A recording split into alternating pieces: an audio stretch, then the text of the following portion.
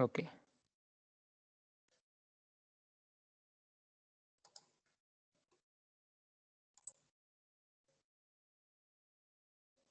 Okay. Now, what was the thing here? We had given the importance of this elasticity. What we mentioned here, elasticity is nothing but the property of regaining its original state in the absence of or after removal of external forces. So if an object is regaining its original state after removal of external forces, then we are considering it as the elastic property of that particular material. Now here what we need to know? We need to know a important point about the deformation. What is the meaning of deformation? Why that there is actual change in the uh, length of that particular material. So previously we had given this as a length here, some 10 centimeters length. Okay. Now what we did here, we had applied two forces. Now thereafter you got a change in the length. There is a change in the length. Now here it reached some 12 centimeters length. Now why you are going to get this? And thereafter, after removal of the forces, again you are coming back to the original state as 10 centimeters. So why this is going to obtain in the solids? That we need to find. Okay. For that, let us take a short explanation. Okay. Now we will start with this question. Why deformation occurs? Okay. Deformation means why changes are occurring in the solids. Deformation means changes in the solids. Why there is a change? Okay.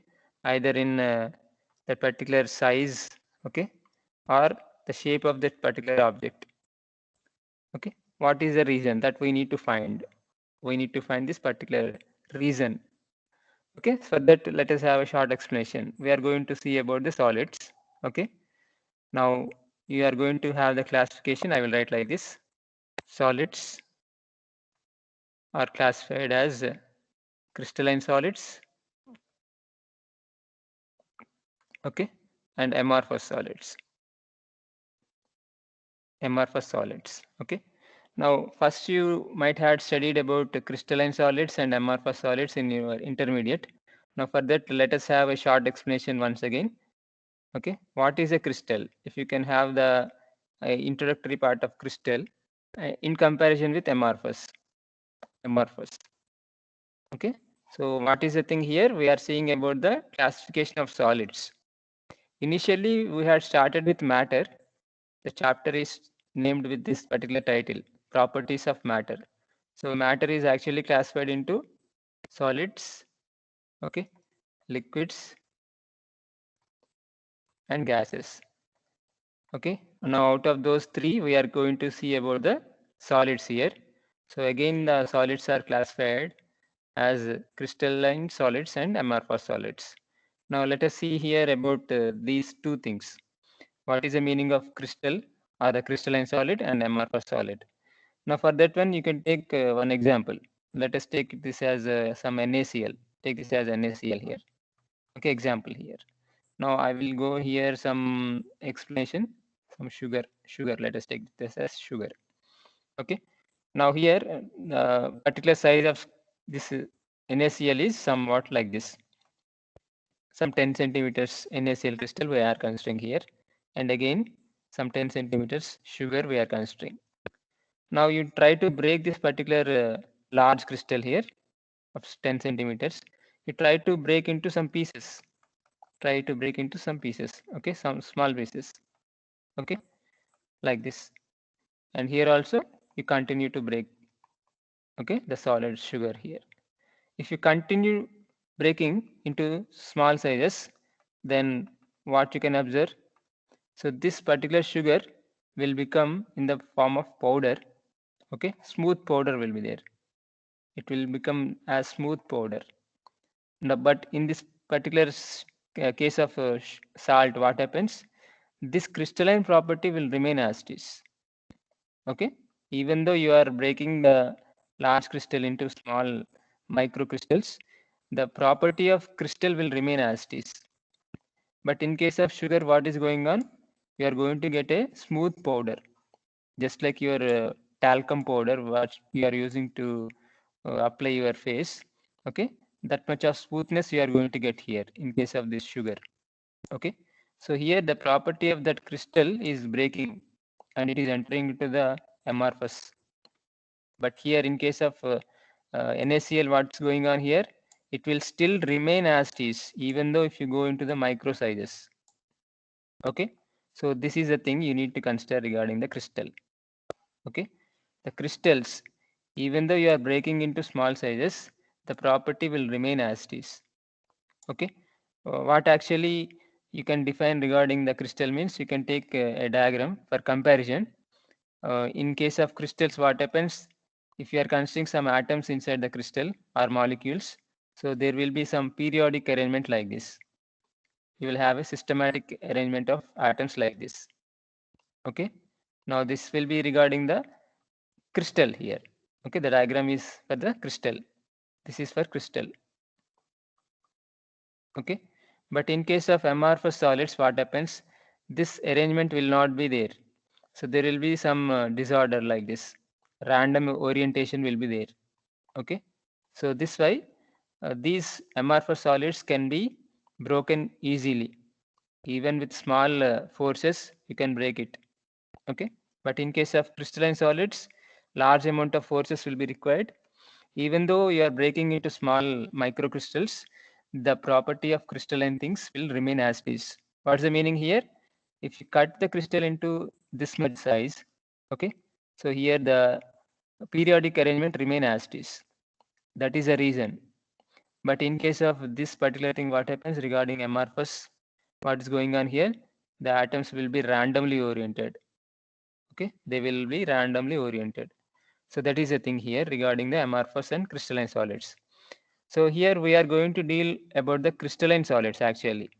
Whatever the iron, okay, next is steel here regarding aluminium. So whatever the things we are going to use in the real-time applications, those are the crystalline materials. So now what was the thing we need to consider here? Why deformation occurs under external forces? What is going on? That we need to understand. Okay. Now here for that concept, let us take a crystal having some 4 atoms like this. Some 4 atoms are there. We are dealing about the crystal here. Just wait.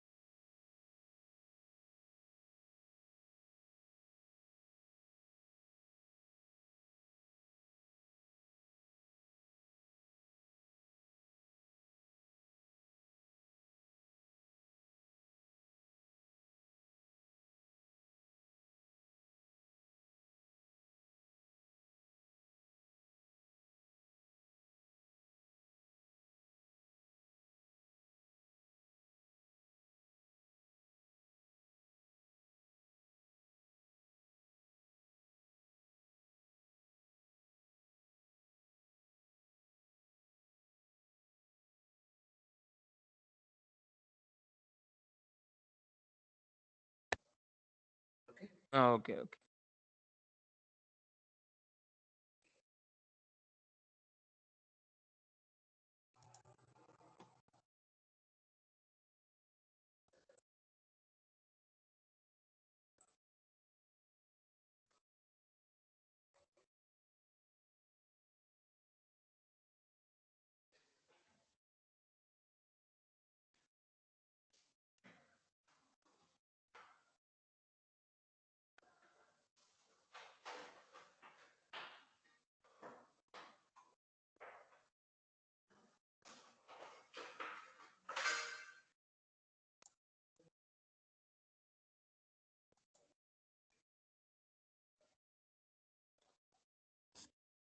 Okay, now I think you are able to hear my voice.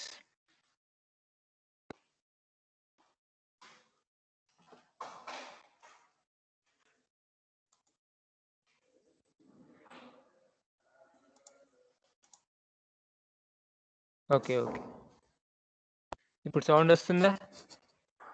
I think you might get sound, clear voice. Okay. So let us continue here. So we are going to discuss about why there is change in the solid when we are applying the forces. So for that we are taking a crystal here. Okay. Now crystal with some 4 atoms. For a short explanation, we are considering here a crystal with made of atoms. Okay. Crystal made of atoms. So either the crystal may be made of atoms or it might be made of molecules, depending on the crystal here. Depending on the crystal, either there might be some atoms or molecules. Now let us take some atoms here. Some 4 atoms are there. You need to draw similar atoms. These should be similar. Okay. So now here 4 atoms we are considering. Now between 4 atoms, here there will be some internal forces will exist so that there will be a solid formation. Let me redraw this.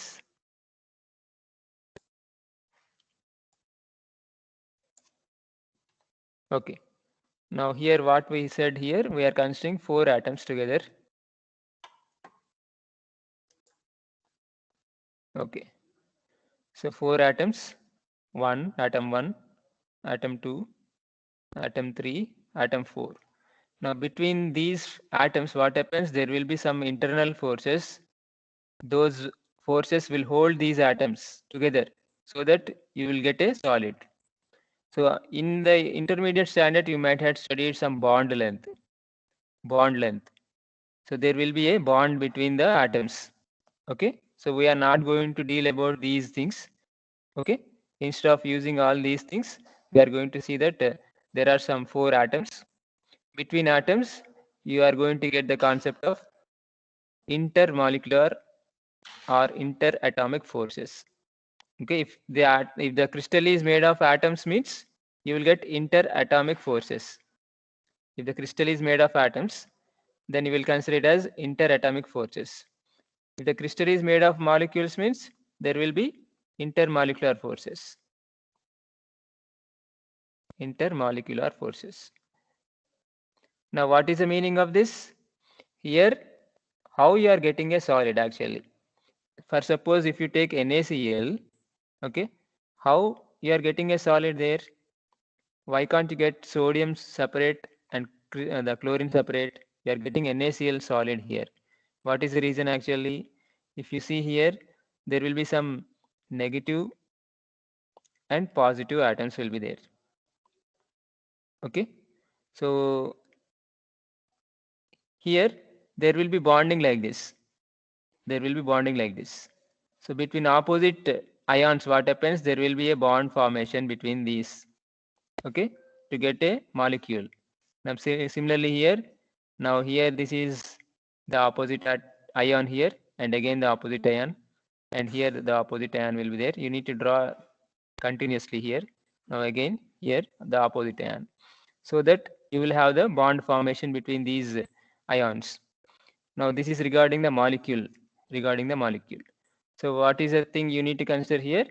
If you want to get a bond formation or if you want to get a solid, you need to consider that there are certain forces existing between those atoms or ions. So those forces are known as the interatomic forces or intermolecular forces. Okay, so these are internally inside the solids. So those are the internal forces. Okay, so even though you cannot observe these things, you need to consider that there are certain forces. Those forces are holding the atoms together. Now this is the diagram. This is a diagram of a solid here in the absence of the external force. There is no external force we had added there. Now let us see here what happens to the solid if you apply the force here, external force. Okay, now I am erasing this part.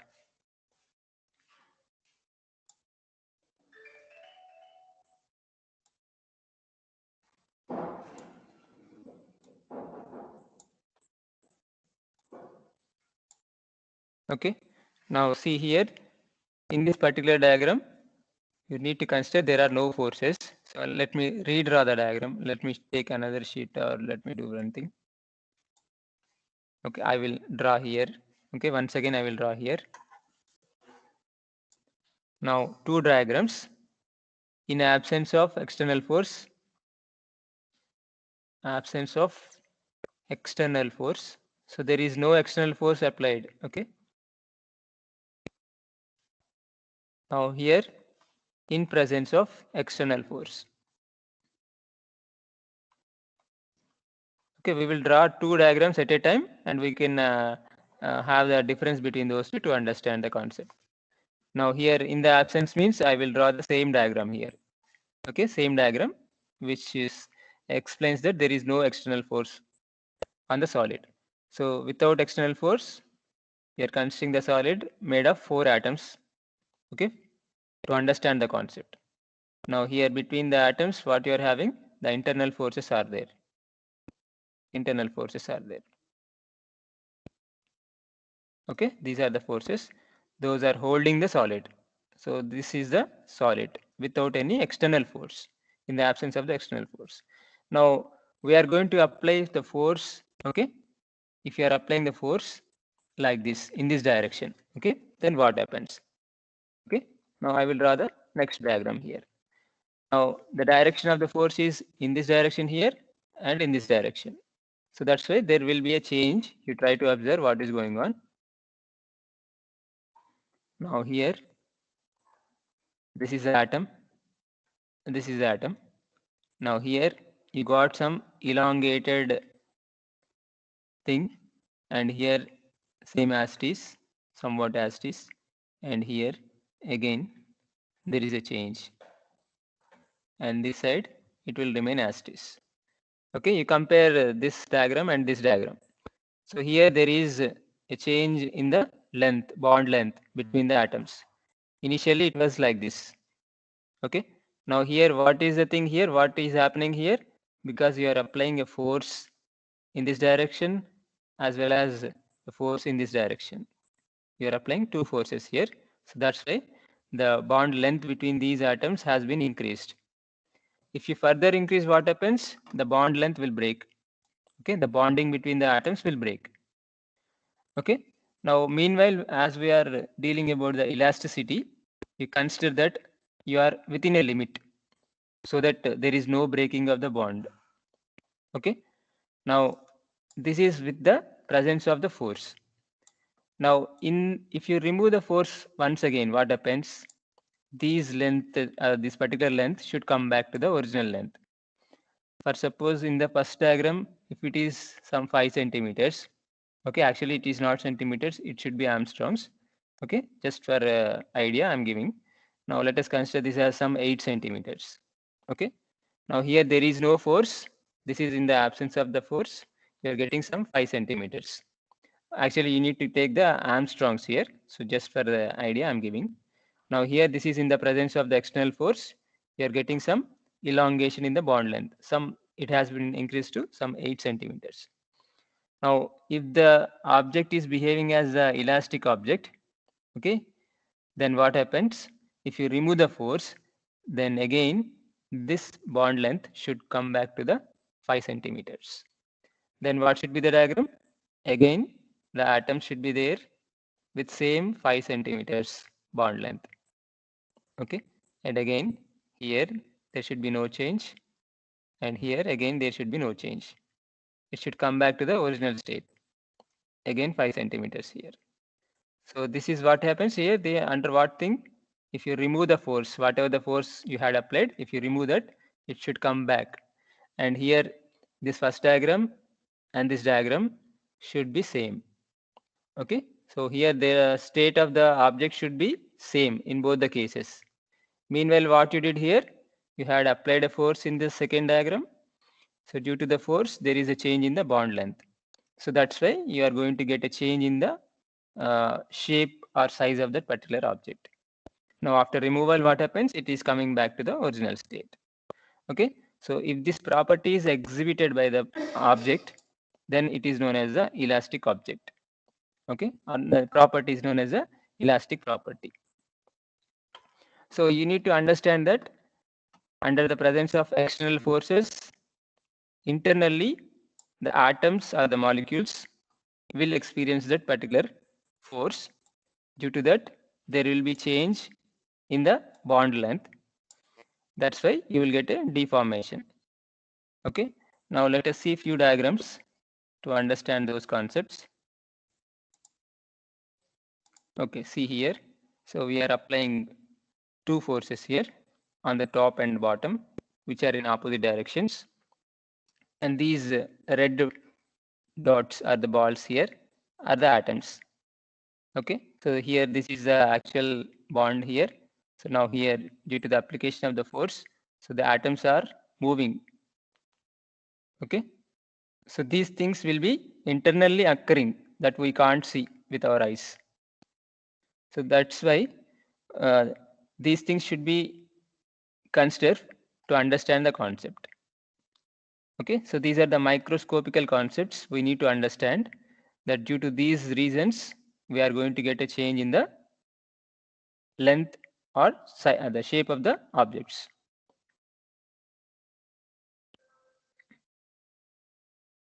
Okay, now that was the thing.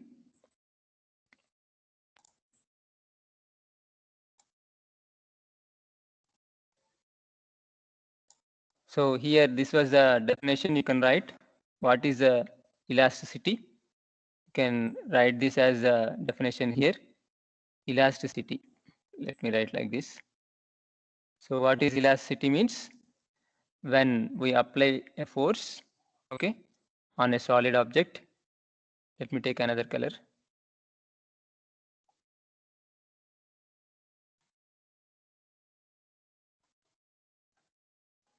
Okay, now here this is a solid object. On the solid object you are applying a force. Now it may deform. What is the particular deformation means? It may occur the change in shape or size of that particular object. Now here, what is the elasticity means? You can define here the property.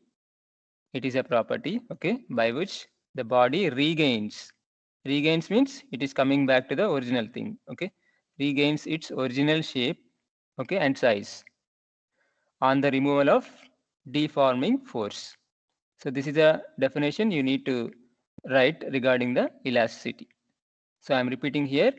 Elasticity means when we apply a force on the solid object, it may deform. Deform in the sense there is a change in the shape or the size of the object. Now, what is the elasticity? It is a property of the object, okay, by which the body regains its original shape and size on the removal of deforming force. You need to mention this also, okay. Regaining is one point. Okay, regaining, what it is regaining? It is regaining its original shape and size. Under what conditions? So this condition you need to mention compulsory. Okay, this should be there on the removal of the deforming force. So deforming force, it is nothing but the external force. Okay, external force. Whatever the force you had applied, that force, if you remove that, then the object should come back to the original state. Okay, okay, if the object is coming to exact shape and size, then we consider it as a perfectly elastic body. Okay, perfectly elastic body. Now, if there is no change in the sense, suppose an object is there, okay, some object is there. Initially, it is some 10 centimeter length. Now, in the presence of the external forces, okay, like this, it has undergone a change to some 11 centimeters. Okay, now if you remove that, okay, it is not coming back. If it is not coming back and if it is having the same 11 centimeters length, then we consider that there is a permanent deformation occurring in the object. Then that particular property is the plastic or plasticity. Elasticity means it is regaining its original state, regaining. Okay, but what is the opposite word of plasticity? I mean the elasticity. Opposite word is the plasticity, and the objects are known as plastic bodies. Okay, here there is no regaining of the original shape or size. Once it is changed means it will remain permanently. It cannot come back to the original state.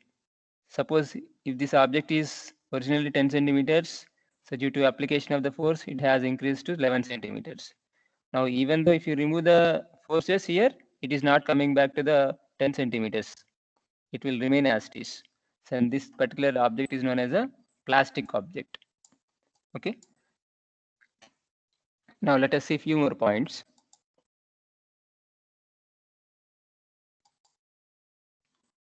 Let me go with the previous PDF. Okay, we had seen about this. Okay, now let us see here. We had seen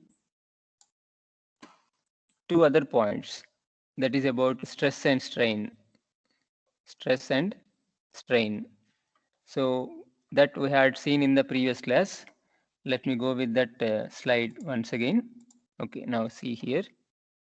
So we need to define what is stress and what is strain. Okay, this we had seen in the previous class. Let us repeat those points once again. Okay, now what is stress here? It is a force applied per unit area of the object or on the object.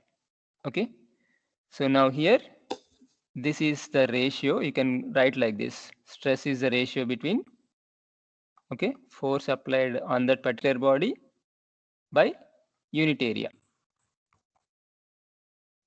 Okay, now what is the strain? If suppose stress is the action, if stress is the action here, if you consider this as the action, now what is the reaction of that particular thing means it is a strain.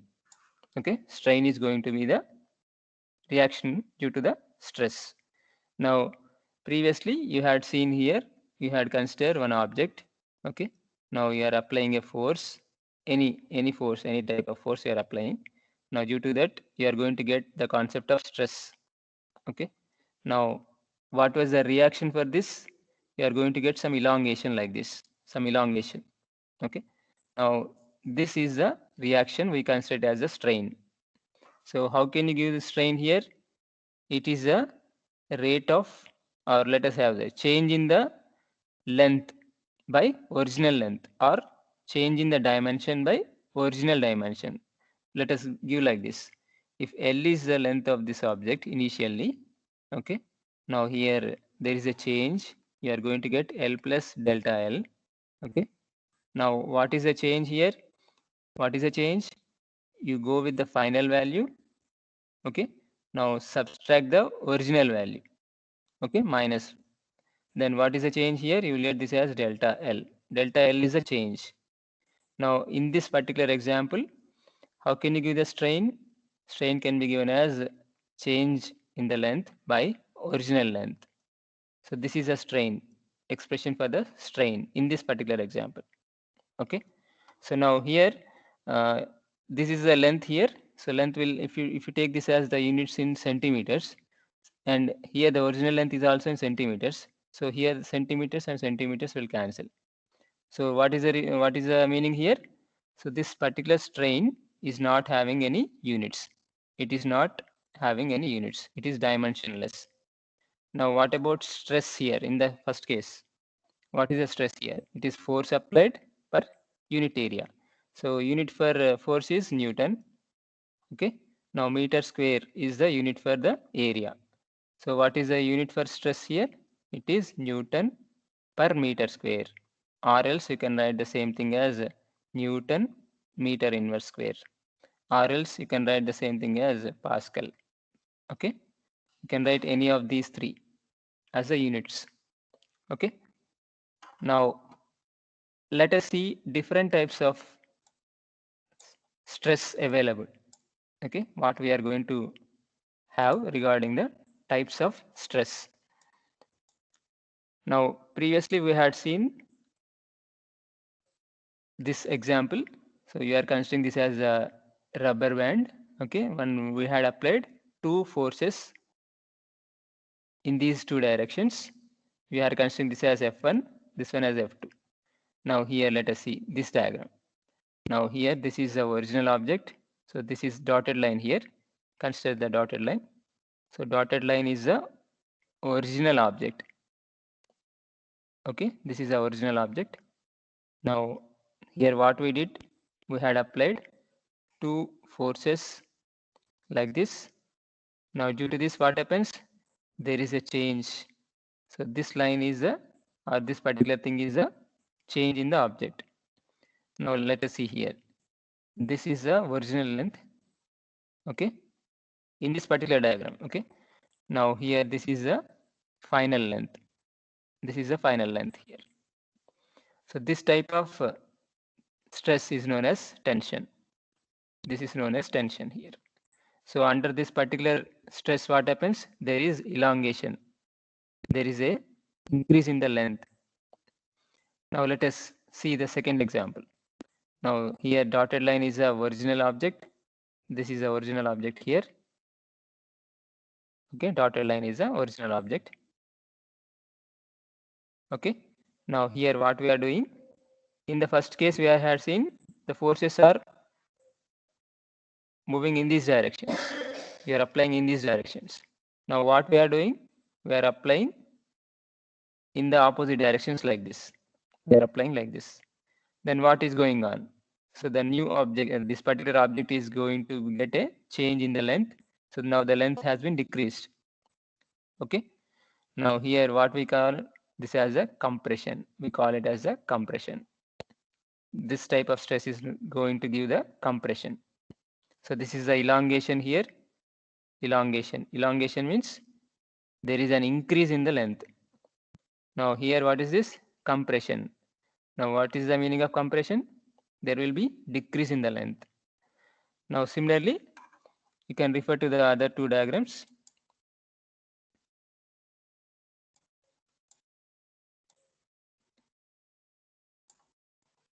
Let me erase this part.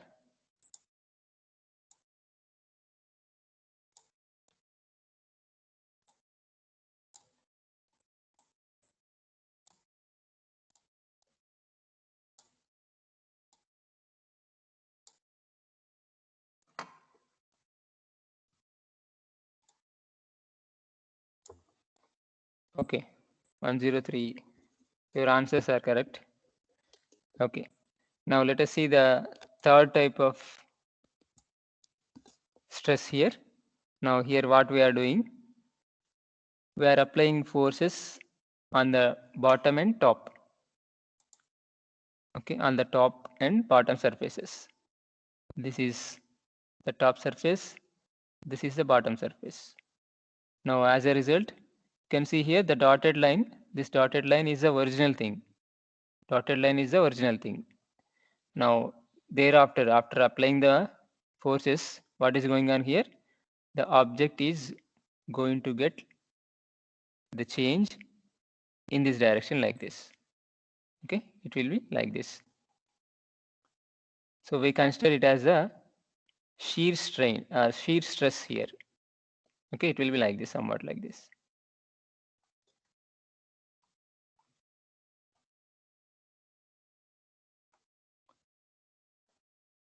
Okay, so now here this is known as a shear stress. This is shear stress. Next, the remaining fourth one is here torsion. For that one, let us take one example to understand this diagram. Now let us take, let me take a best example. Suppose your hand is there. Let us consider this as your hand. Okay.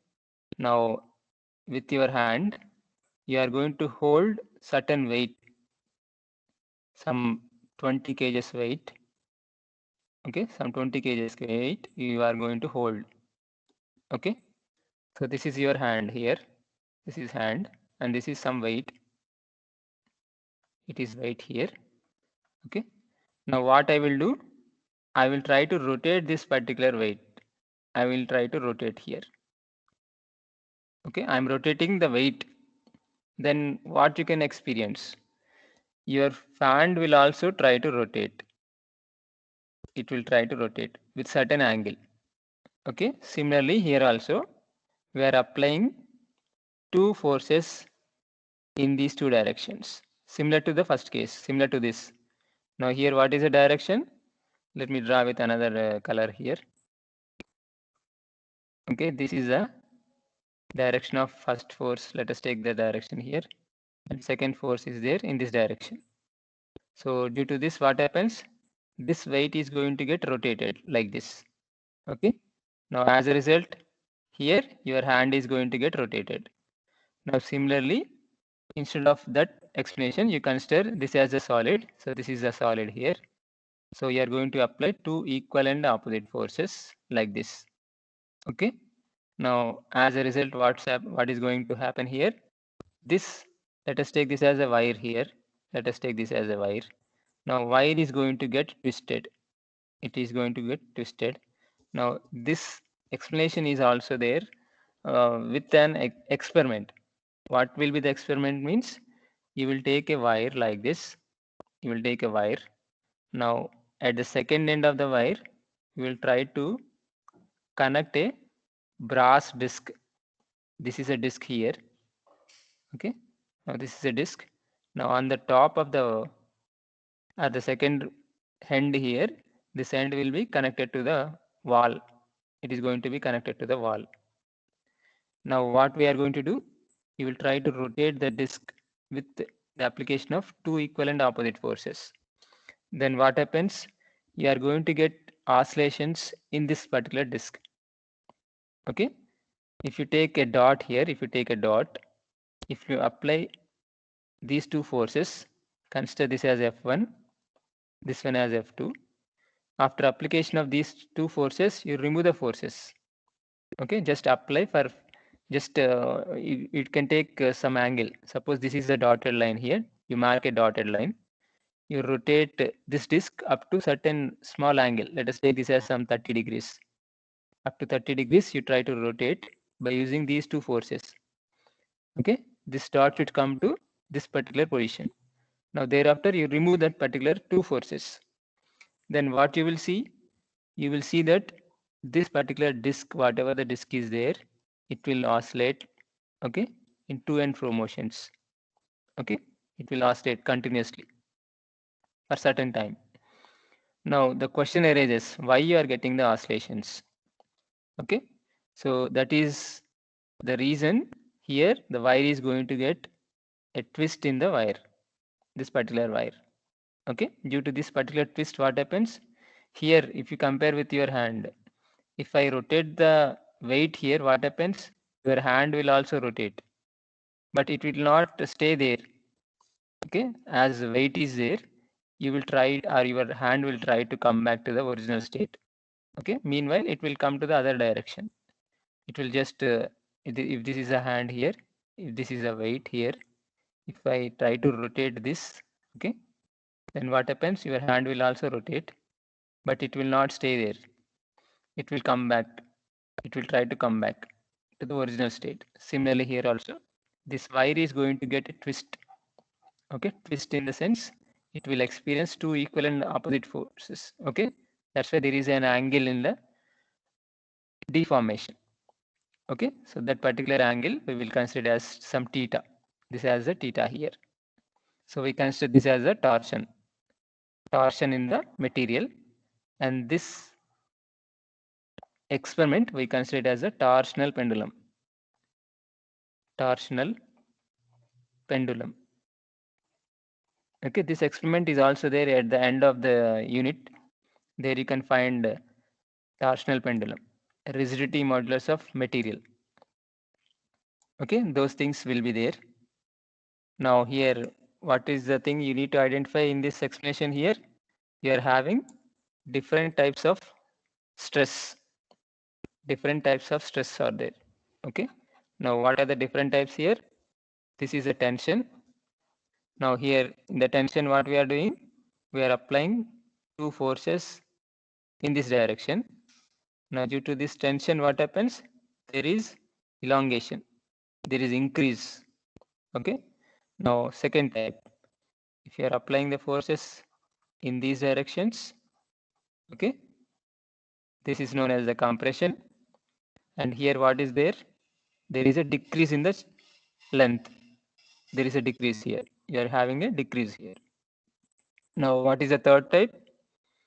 Here there is a movement.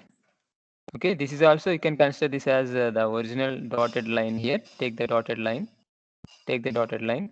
And here this as the angle of shearing angle. We'll consider this as the shearing angle. Shearing angle. So the deformation is there in a particular angle. Now the last thing is about the torsion. Just wait.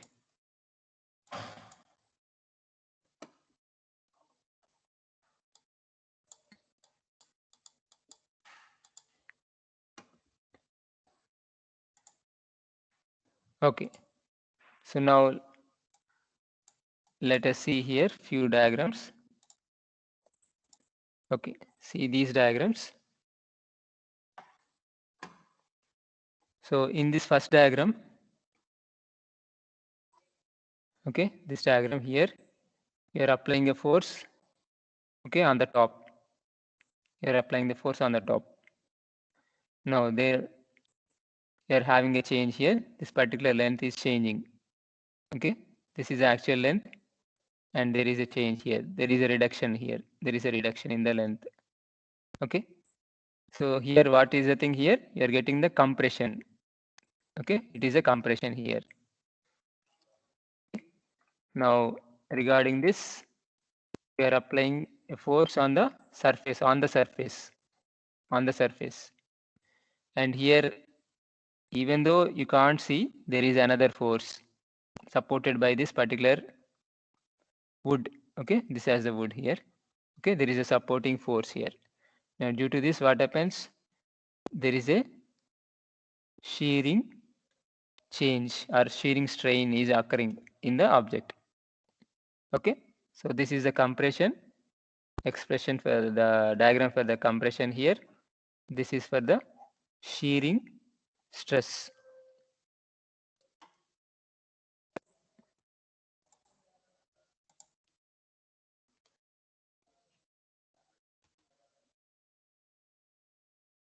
Let me check other images.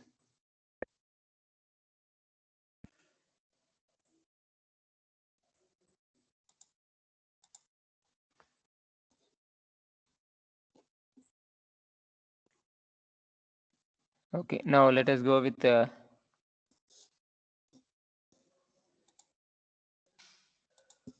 empty page. I will take empty page. Okay, now I will erase all these things.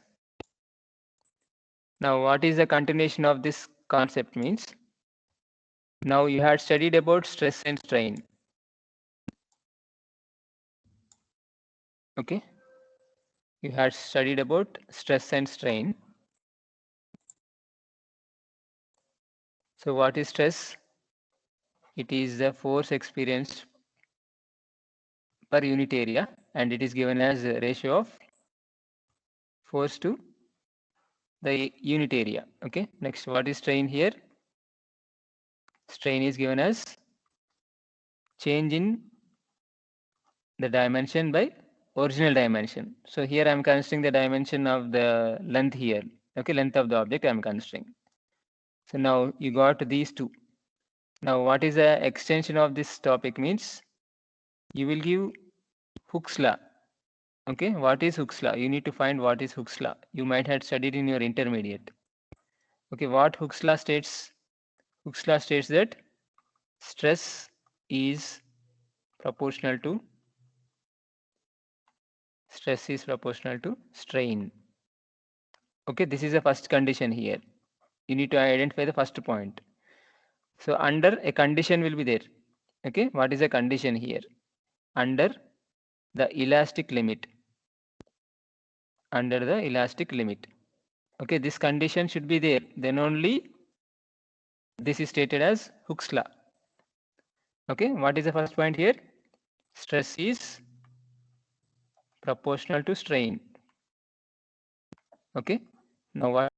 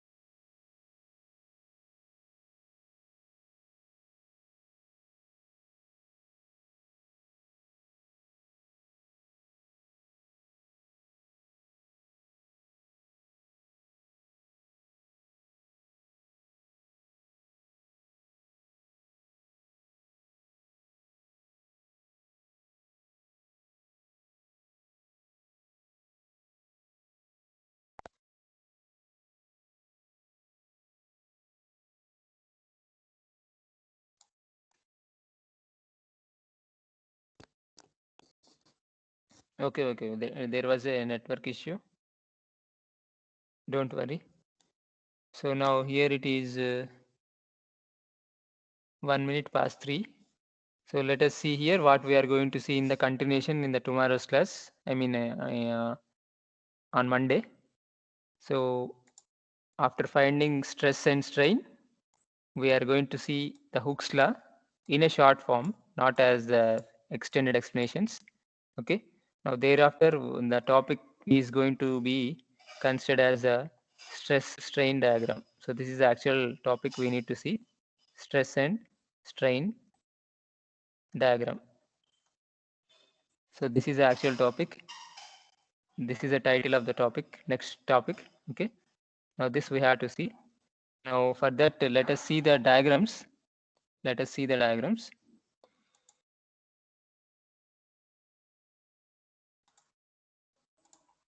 Okay, now here if you can go with the diagram. So if you draw the diagram between stress and strain, 1 minute. I think you are not going to get the screen sharing.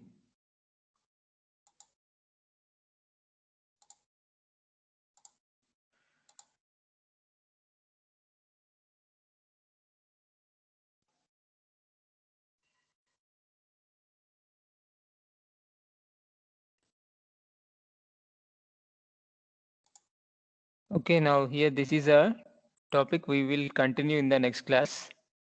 So we are going to draw the diagram, the comparison between stress and strain. Comparison between the stress and strain. Using that particular thing, we are going to draw the diagrams. Okay. Now here these are the things we will see in the next class. Now here an object is there. So this is the object. This is the object here. Now we are going to apply a force on the top. Okay. So meanwhile, we will take values of stress and strain. Okay. Initially, we will consider that we are taking the values, but we are not going to take any values here. Just we will project those things in the diagram. So if the object is coming back to the original state, what will be the graph or what is the diagram between stress and strain? So here, this is the application of the, if you see here, the blue line is there, blue line is coming here. So it is the application of the force. Blue line indicates that you are applying the force. Now thereafter, you are removing the force. The same thing here, the object is there. On the object, you are applying the force using another secondary object. Okay. Now due to that, there is a change here. If you can observe, if you can zoom into that, you can see here, there is certain change is going on. And after removal, it is coming back to the original state. Now similarly, we will draw the graph. We will draw the graph. Okay. Blue line indicates you are applying the force. Okay. And you are removing the force. That removal is in the other color. Okay. So depending on these things, we will extend the topic. The topic name is stress strain diagram. Now here there is some permanent deformation is there. So that's why the curve is obtained like this. Instead of a straight line or a linear line, you are going to get a change in the performance of this particular diagram. So those things we are going to observe. Now here another object. Okay, you're applying two equal and opposite forces on the top and bottom. And due to that, what is the reaction going on? Okay, you are going to project the variation between stress and strain. Okay, this variation is known as the stress strain diagram. So for various things we will see. Now here this is a rubber band. Let us consider this as a rubber band. Now you are applying the force, okay, or you are applying the stress. Now you are seeing what is going on regarding the strain.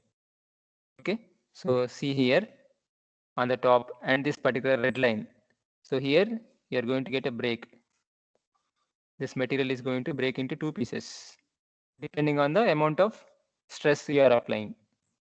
Okay, those values we will plot on the graph. We will assume that we are going to get a graph like this. Okay, so these things we will see under the topic with the title stress strain diagram. So these are the most important things. These things will be applied in the real life in order to select the materials. If you are going to construct a building or a bridge, okay, there you are going to select certain materials. So in order to select those materials, you need to find these physical factors. Okay, so these things we will continue in the next class.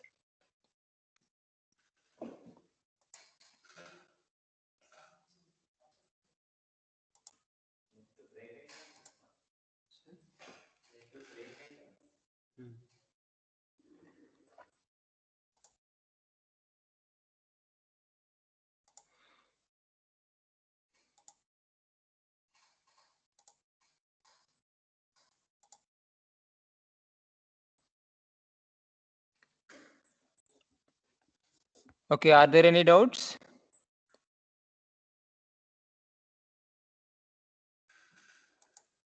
If you are having any doubts, you can express your doubts.